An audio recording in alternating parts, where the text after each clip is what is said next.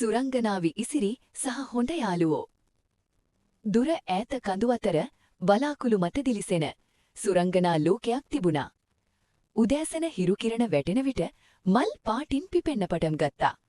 පියාඹන මල්, දිලිසෙන දියෑලි, හුරුබුහුටි සතුන් හැමදේම සතුටින්.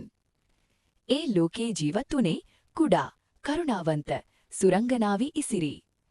ඇය උදේට මල් අතරින් පියාඹමින් වනයේට ජීවය බෙදා දුන්නා. ඉසිරි කුඩා සතුන්ට උදව් කරනවා. වැටුණු මලක් නැවත රෝපණය කරනවා. දුකින් ඉන්න සතෙකුට සිනහවක් දෙනවා. ඇයගේ මැජික් බලයට වඩා ඇයගේ හදවත වැදගත් වුණා. ඉසිරිට හොඳම යාළුවෝ 3 දෙනෙක් හිටියා. ඒ තමයි පිංචු, හා පැටියෙක්. ඉක්මන්, සෙල්ලම් කරන්න ආසයි. සෑම විටම ඉදිරියෙන්. චිරු, කුරුල්ලෙක්. ඉහලින් පියාඹලා වනේ හැමදේම බලනවා. සෙලු, ඉබි පැටියෙක්. මන්දගාමී නමුත් හැම විටම හොඳ අදහස් තියෙනවා. ඔවුන් එක්ක ඉන්න වෙලාව ඉසිරිට හරිම සතුටුයි. එක් දිනක් වනේ ආලෝකය ටිකෙන් ටික අඩු වෙන්න පටන් ගත්තා. මල් වියලුණා, ගස් හිස් වුණා. සතුන් බියෙන් පලා ගියා. අහසත් අඳුරු වුණා. වනේ මැද්දේ තිබුණ දිලිසෙන ජීවමල නැති වුණා.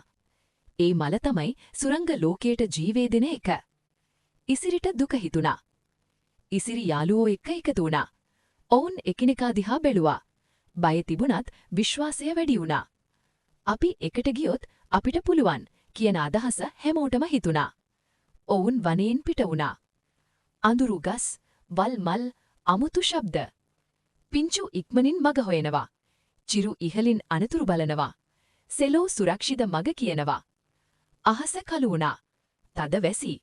ගඟක් පුර වුණා. ජලය වේගයෙන්. යාළුවෝ නතර වුණා. බය. ඉසිරි තම ආලෝකය මඩක් භාවිතා කළා. සෙලෝගේ පිට පාලමක් වගේ වෙදුණා. පිංචු එකිනෙකා අල්ලගෙන. චිරු ඉහලින් මග පෙන්වමින්. ඔවුන් ගඟ හරහා ගියා.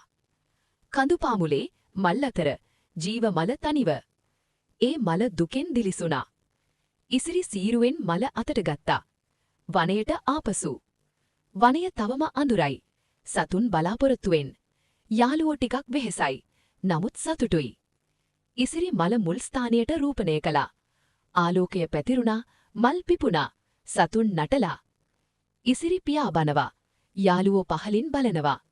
සත්‍ය මැජික්, යාළුකම, එකිනෙකාට උදව් කිරීම නිසා සුරංගනා ලෝකය නැවත සතුටින්.